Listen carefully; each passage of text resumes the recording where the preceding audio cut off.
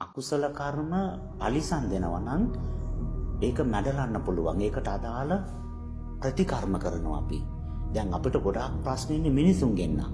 එතකොට අපි තක්ගල තේරුම් ගන්න අපි සංසාරේ මිනිසුන්ට යාපත කළා නැහැ.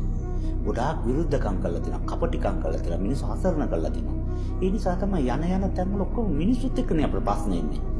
ඉඩම් වලට ප්‍රශ්න එන්නේ මිනිස්සුත් එක්කනේ එන්නේ. එහෙනම් අද ඉඳලා මිනිස්සුත් එක්ක සුවඳශීලී වෙනවා. අද ඉඳලා මිනිස්සුන්ට යහපත කරනවා.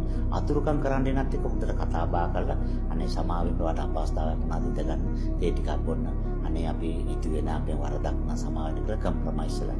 යාගේ සිත සංසුන් කරවලා සමාදානයටපත් කරලා යා මිතුරු කරලා සන්තෝෂෙන් පිටත්. මේ විදිහට අපි ප්‍රතිකර්ම නැවත කරලා අරක යට ගන්න පුළුවන්. ගොඩාක් සම්පත් තියෙන වෙලාවට කන්න විදියක් නැහැ. වාහනේ යනකොට බනිස් ගෙඩියක් අකායනවා කොහේ හරි තැනක ඊට ගත්ත ටක් ගාලා බට්ටික අර සවලෙන් ගැව්වා වගේ සිමින්ති පටවන වගේ කාගත්තා කියා. මොකද කිව්වම ගොඩාක් කැම තියෙනවා. කැම මේස කෙරෙන්න කැම තියෙනවා. වාඩි වෙලා කන්න වෙලාවක් නැහැ. එතකොට අපි දන්නවා මේ අපි මිනිස්සුන්ට කැම දීලා නැහැ. ඒ නිසායි මේ ප්‍රශ්නය. ගොඩාක් දේවල් කරලා තියෙනවා. දේර විහාර හදලා ගොඩාක් සප සම්පත් අපිට හම් වෙලා තියෙනවා. මේක කරලා නැහැ. එහෙනම් ගෙදර වැඩකාර වෙනවා. වැඩ කරගෙන ඉන්නකොට අතින් අල්ලගෙන ඇදගෙන ඉල වාඩි කරනවා කැම ගන්න. වාඩිලා කැම ගන්න. හැමෝටම වාඩි කරලා කැම ගන්න. මාර වැඩේ. බඩගිනි හැදෙනකොට කවුරු කෙනෙක් කළා මොකද මේට කැම ගන්න. අපි බලෙන් ඉඳවල කැම ටික දෙනවා අපිට. අර කර්ම සැකසීම. අපිට මොනවද වෙන්නේ දෛනික ජීවිතේ පැය 24 ඒ ටික හොඳට බැලුවාම අපි මොනවද කරලා තියෙන එක පැහැදිලිව පේනවා චිත්‍රපටිය වගේ. මිනිස්සු කවුරුත් මට යාපත් හැයෙන්නේ මොකුත් කියන්නේ දොස්මයි. නින්දාපාතමයි. ඥාතිත් එක තැන්වල අපිට බයිනවා. එනා මිනිසුන්ට හරියට දොස් කියලා නින්දාපාස කරලා ඒ නින්දාපාස කරන හැමෝටම මෙතනද සුබ පතනවා ආශිර්වාද කරනවා ಗುಣ කියනවා ටෙලිෆෝන් කරනවා යාට ටෙලිෆෝන් කරලා හොඳටම බැන්නවල නේද අර වෙඩින් ගෙදර ගිහලා මගේ චරිත කතාව කියලා බොහොම පිං කියලා කියනවා. එහුට යන බැන්නට ස්තුති කරන්න. ඔව් ඔයාගෙන අදටවත් පොඩි අපමල් වෙනකොට මට තරහා ගියේ නෑ. ඔයා එච්චර මට බැන්නයි කියලා මට ආරංචි වෙලා. බලන්නකො මම ඔයාට කොච්චර සෙනේ බරද කියලා. ඔයා කිරේ මට තරාවක් ඇත්තෙම නෑනේ.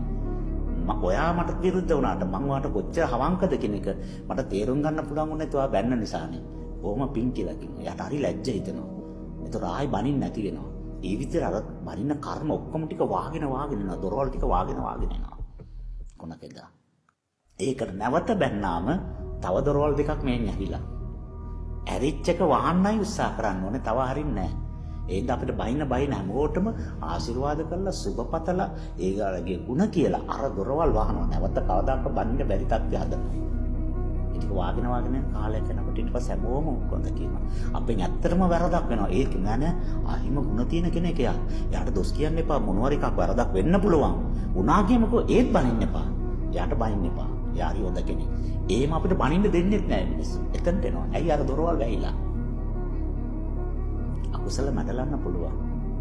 පාලනය කරන්න පුළුවන්. ඒක අපේ හතේ තමයි අපි ಗುಣධර්ම වලින් යුක්ත වෙනවා. පලි ගන්න ගියොත් එකට එක කරන්න ගියොත් අපිට නිඳා කරපු කට්ටියකින් අපිත් නිඳා කරන්න ගියොත් කවදාකවත් ඒ දොරවල් වැයෙන්නෙම නැහැ. ඒවා ලොක් නැති දොරවල්. හැමදාම හැරලා සසරේ අපි වෙන්නේ. හැමදාම අපිට ඒවා මුණ